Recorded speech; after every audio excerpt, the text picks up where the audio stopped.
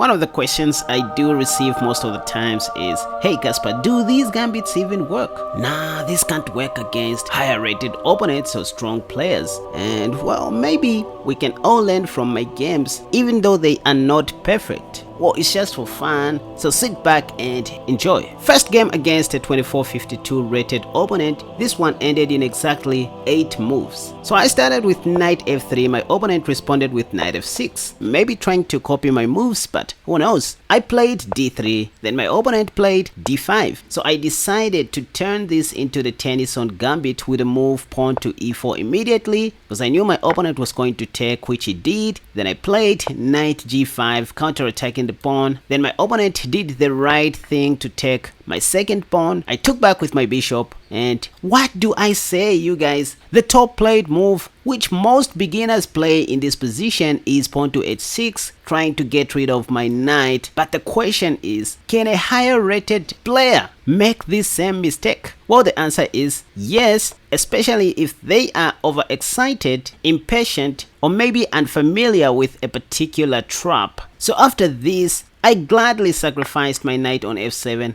and I hope you guys already know what happens if black takes. We just go bishop g6 check, and the black king won't go back, so on the next move, black's queen on d8 will die for free. So noticing this, my opponent played queen d5, trying to walk away with a pawn at worst, and indirectly attacking my knight on f7, but I just took the free rook on h8. But after queen takes g2, I played bishop g6 check, and my opponent resigned because he realized that his king wasn't going to escape from Sobibo, so the only way was for black to sacrifice his queen, after which I was going to take. Why am I showing you this stuff? After all, these are bullet games, for God's sake. Listen guys, chess is not what you think it is. Rapid chess, blitz, and bullet are all part of chess, whether you like it or not. In fact, it is in blitz and bullet where we test people's knowledge and intuition. Besides, the moral of the story is anyone can blunder, including myself. Let's move on. Game number 2 against an international master. This game ended in 22 moves, and I started with e4 as usual.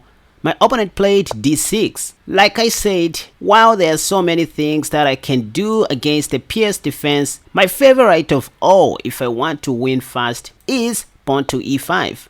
Gambiting my e-pawn, because I know most of my opponents usually take. Of course, some who lack patience just end up blazing out knight f6 and they lose their knight. But anyway, this is an international master, so she just took on e5. I played knight f3. The whole idea is, after e4, I planned to go knight g5, counter-attacking the pawn, so that after knight f, I could go d3 and once again transpose this game back into the Tennison Gambit, which happened in the game, by the way. Now this time, my 2471 rated opponent, who happened to be an IM, didn't play pawn to h6. She tried to fianchetto her bishop on g7 like this, but forgetting that I can still sacrifice my knight on f7, again double attacking the queen and the rook on h8. Once again, if black took my knight, I was simply going to take on g6 with check, bishop takes g6, and on the next move, pick up the free queen on d8. So seeing this, my opponent once again played queen d5, just like in the previous game, again counter-attacking the pawn on g2 and indirectly attacking my knight. So I just went on to take the free rook on h8,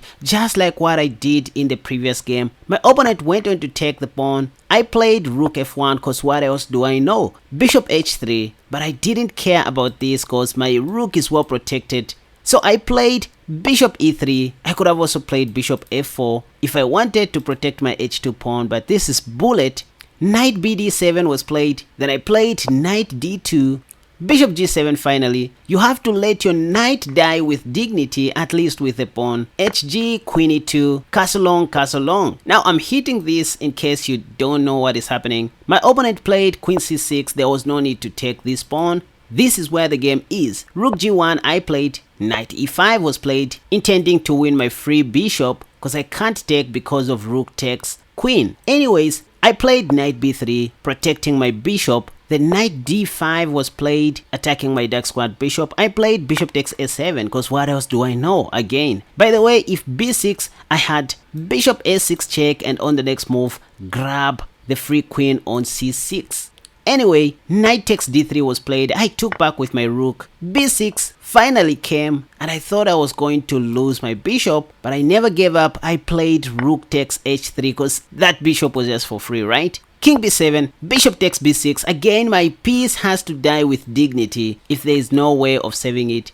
Knight takes b6 was finally played by my opponent. I guess that was out of frustration, forgetting that I had knight a5 that was going to win the queen on the next move. Some of you may say, no, that was just a simple blunder. That may only happen in bullet. Listen guys, if anything, the big takeaway in this video is anyone can blunder. So I don't want you guys to feel bad about your chess. Any person blunders, and we signed for it. Again, if anything, it was because of these same gambit ideas that made my opponent to blunder like that. So never estimate the power of these gambits that I show you on my channel. Let's see another one. Next game against a national master, rated 23-17, and I started with e4 as usual. My opponent played d6 once again. What do I know apart from e5? This time my opponent even blundered with knight f6, like for real. I took, because that's the only thing I know. E takes f6 was played, knight c3, bishop e7, d4, castle short, and bishop d3. And I can tell you what, by this time most of my opponents play out of frustration. I mean, because they lost a piece for nothing, and that's why you see my opponents doing these. g6, bishop h6, rook e8. I played knight g to avoid this discovery check. f5, queen d2, preparing to castle long, which is what happened after knight c6. So far so good, and everything looks normal, but how did I win this game easily? After bishop f6, I played bishop c4. Now I begin putting my pieces on their most potential squares. That's what you do in chess, especially when you don't know what to do in the middle game. Bishop e6 was played in an effort to exchange bishops, but this was a blunder because of pawn to d5, which I played. When you keep on making these kinds of forcing moves, there are many chances that your opponent will blunder. That's another lesson in this video. It's not just about me showcasing my skills or these things. My opponent played knight f5, but I just took his bishop because what else? After knight takes, I took on f7 and my opponent resigned. Why? Because on the next move, I'm about to take his free rook on e8. This is check, by the way, and in case of king takes f7, I was going to play queen d5 check and win the free knight on c4 on the next move. Do these gambits work against higher rated opponents? Yes, they do, and anyone can fall for them, including myself. So just know them by heart. Next game. This game ended in exactly 5 moves, and it was against an international master once again. I started with knight f3. My opponent played d6. So you can see the higher you go, the cooler it becomes. Most advanced players shy away from playing these obvious moves like d5, e5. You will see them playing what we call offbeat openings, such as the Pierce defense, the French defense, and yeah, the Sicilian defense, the modern defense. This is what they play in an effort to be rock solid in the opening stage and just to avoid unnecessary traps. But this is what I love. I played e4, then after g6, wait a second. I knew everything that my opponent wanted to play from here, such as bishop g7, knight f6, and castle short. Given a chance, they were going to play bishop g4 or pawn to c6 someday and pawn to b5. I know this because this is what I teach you guys on my channel. And so knowing this, I was like, you know what? Why can't I be stupid for a moment? Why can't I test my opponent's patience? After all, this is bullet. So after bishop g7, I became stupid, I agree, because I made a joke on my opponent, which I can't encourage anyone to do, but it works like 90% of the times. I blazed out bishop h6 because I knew my opponent was going to play either knight f6 or something else, which allows me to take the free bishop, and my opponent resigned.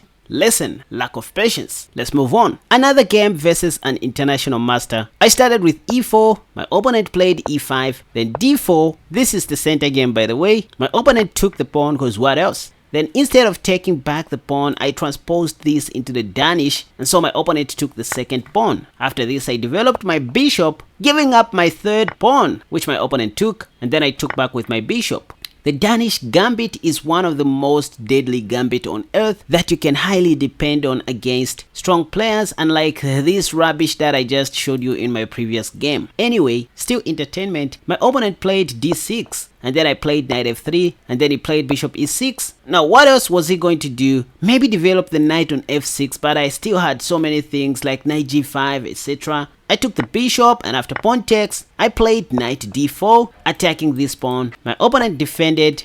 Then I played queen b3, attacking two weak spots. After knight c6, I just took the e6 pawn cause center pawns are sweeter than side pawns unless there's something special at the edge of the board. Knight a5, attacking my queen. I played queen d5, counter-attacking the knight. c6, I could have taken the knight if I wanted, but I decided to fancy a little bit with a move queen h5 check, cause black's king can't escape from Sobibo once again. So my opponent played g6, but without knowing that, he actually opened up the diagonal for my dark squared bishop, so I'm gonna win the rook given a chance. After g6, I could have taken the knight if I wanted, but I just played knight takes f8. Why? Because I know if pawn takes, I'm gonna take back this queen and on the next move win the free rook on h8 if black is not careful. And so my opponent resigned right on move 13, and this was an international master, so anyone is prone to error. The last game that I played was against a grandmaster, and I should mention to say this game ended in one move. Yes, I started with knight f3 and I won on time. I mean, black didn't move, maybe due to network issues, but it is what it is. Anyway, so if anything, the key takeaway from this video is anyone can blunder, and yes, these gambits that I teach you on my channel still work against strong players. Just play your cards very well, and from what we saw in this video, one can agree with me that chess is more psychological than physical. If anything, just take this as an educative video for fun. Allow me to thank my patrons who support this channel and make sure that things are running smoothly. So this is just a platform where I share other premium content, including these tiers, which you can join to enjoy the benefits below.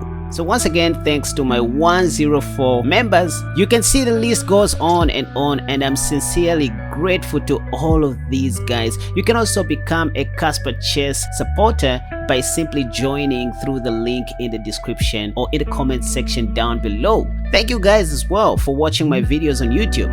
Right, thank you for your support once again, ladies and gentlemen. Let me know what you think about these gambits. Otherwise, I and my family love these gambits, and so hope to see you soon in my next video. Until next time, bye bye.